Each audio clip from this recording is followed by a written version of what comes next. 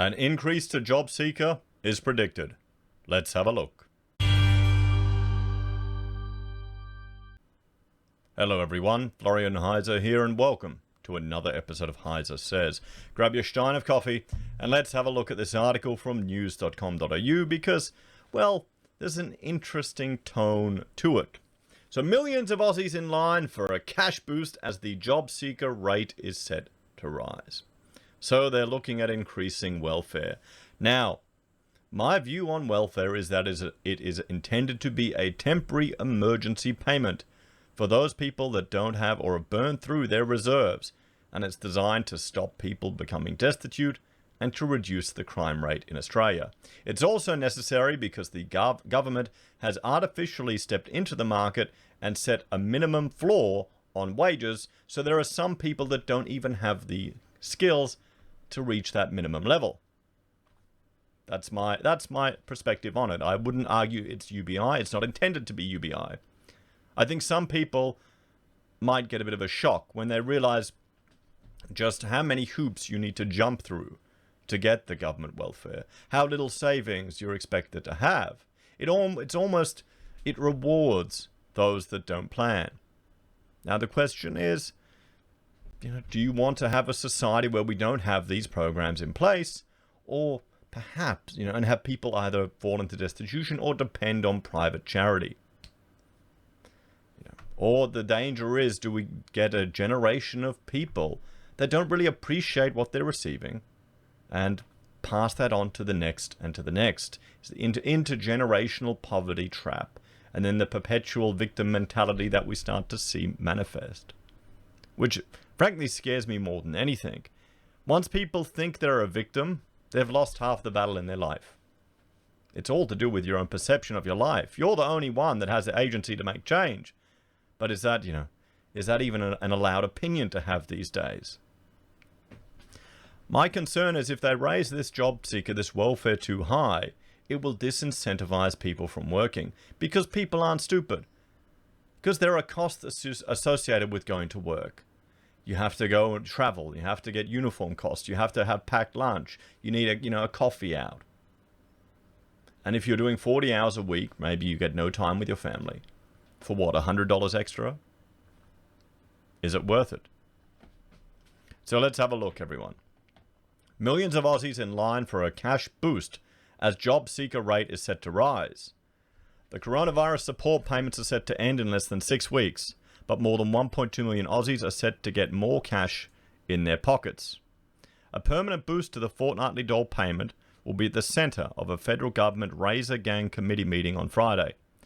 Pressure has been mounting on the government to raise the rate of JobSeeker when the $150 coronavirus supplement ends in late March. See, here's the thing. This seems very inefficient. Why does it need to be? Why wouldn't just hard code or hard link welfare to the inflation rate? So it's at a certain level, maybe make it 1/3 of the average wage and cap it at that. Is that unreasonable? You don't want to make it too comfortable, but you're not going to be living a very, best life in this situation, are you? More than 1.2 million unemployed Aussies are relying on the payment, with welfare advocates warn will plunge recipients back into poverty if they're again forced to live on $40 a day. Now, here's the thing. Here is the fundamental thing. No one is forcing you to live on $40 a day. No one is. No. If you don't want to live on $40 a day, you can try and improve your skill set so you can find a work. You can get out there and find a job. You can try and create opportunities. That takes individual drive. How many people have been on Jobkeeper and have done absolutely nothing? It was a gift, manna from the heavens for some people. An opportunity to learn new skills. A holiday, the first time you had a chance to step away off the rat race for some people probably. Maybe you needed to reevaluate. If we get one spanner in the economy and so many people have nothing to fall back onto except the government support, that's a really risky and scary situation to be in, guys, because you can't trust them. They're going to change the rules all the time. Just think about it. Think about it in 10, 15, maybe 20 years' time. We have central bank digital currencies. And then you've got, I don't know, the Uber SJW Greens are in charge. Sorry, you haven't virtue signaled enough. You're not allowed to eat this month. Sorry, you haven't paid that speeding fine, as someone mentioned in the comments. You can't go and buy a pack of smokes. The Australian reports that the government's Expenditure Review Committee is set to make a decision about a welfare reform package on Friday, and a permanent increase could be legislated as early as next week. I understand people doing it tough.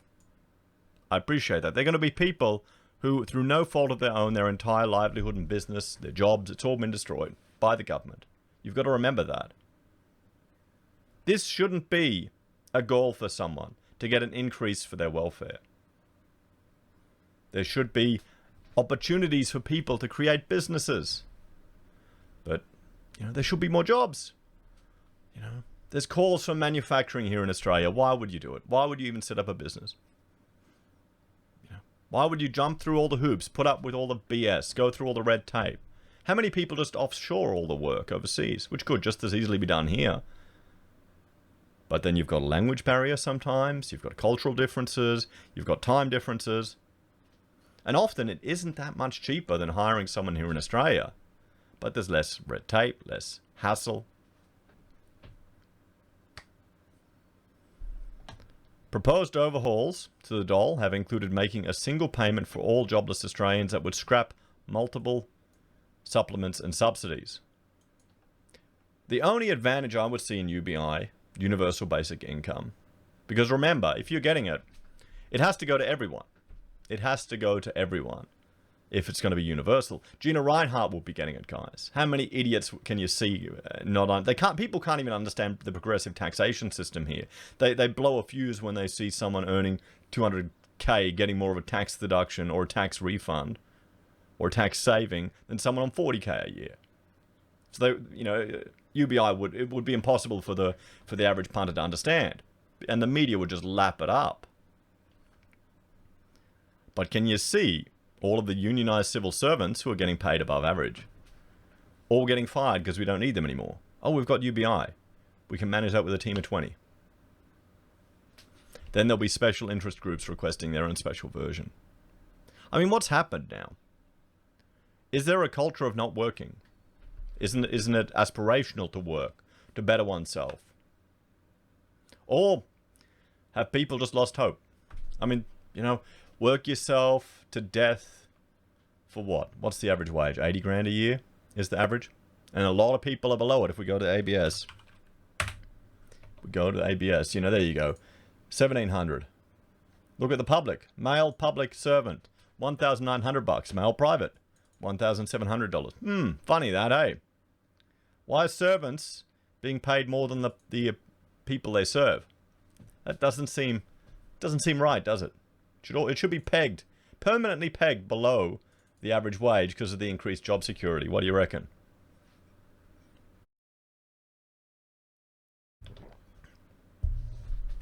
So, the mining industry, 2697. There you have it, guys. But if we scroll down here, we can see just the different sectors. There's some sectors. Oh, hang on, that's people, industry earnings. You can see their mining right at the top. Accommodation and food services. People on $1,139 a week, or retail, $1,259 a week, average weekly earnings. So there's quite a disparity there between that and that. So I mean, if you're earning down here and you're struggling to get into a house, you can't afford to get in. The government's just chucking more money at it.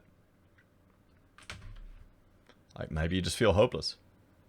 There was the whole talk of a generation just feeling completely hopeless with regards to getting into the property sector, so they've just given up. Is that what this is a manifestation of? The people who've given up on working, giving up trying to fight. It feels, they've lost hope. Could that be it, guys? So let's jump back here Treasurer Josh Frydenberg remained tight-lipped ahead of the meeting, saying he was not going to preempt those discussions. I've said previously that the government is considering the rate of JobSeeker once this elevated level ends in March, Frydenberg told the ABC AM. We want all Australians to live with dignity. But also, we want all Australians who are on the JobSeeker payment to eventually move into the workforce, and as quickly as possible. Well, here's another suggestion. Rather than increasing the JobSeeker costs, why don't we look at maybe some areas where there's extremely high unemployment and reduce other costs to try and incentivize, or other government interventions to try and incentivize business? Government doesn't create jobs. It doesn't. Everything the government has, it's taken off other people. Some people can't quite wrap their head around that. But everything they have, they take off others. They redistribute wealth. Deputy Labour leader Richard Marles on Thursday said living on $40 a day was impossible and called on the government to act. We need to hear from the government right now about what their plan is in relation to JobSeeker. Well, maybe people would be able to handle their life a bit better, have more savings set aside if the government just didn't milk them all the time. What is going to be the permanent level going forward? There needs to be an increase. The national jobless rate fell 0.2 points to January to 6.4%, with almost 30,000 full-time jobs created. So that's good. That's good with regards to the unemployment rate. But remember, we'll look at Roy Morgan, everyone. Remember, there are other methods to measure your unemployment. We have Roy Morgan here. The unemployment is sitting at, what do they have it? 11.7%. Underemployment at 10%. Combined, 21.7% of the workforce. So what do you think? Should we increase the JobSeeker? Should we have a permanent increase to it? Or is it just going to disincentivize people from working? Or what about, rather than discussing increases to this, how can we incentivize businesses to employ people? Give them confidence. Reduce the government burden on businesses. And how many people who partake in this debate have never actually run a business or employed people? Because it's just the paperwork, guys. It's insane. It really is. It's ludicrous. What do you reckon? Let me know your thoughts and opinions in the comments down below. Please like, share, subscribe to the channel. If you're a fan and enjoy the content I create here, there are a few ways you can support us. Simply by watching, sharing, and liking. You can join the channel on YouTube or Patreon. You can support us using our affiliate links from Amazon, eBay, Independent Reserve, or AussieBroadband. You can buy merch from HeiseSays, use Gold Pass from the Perth Mint, support us using PayPal, MeetRx, or SelfWealth. Take care. I'll see you next time. Bye, everyone.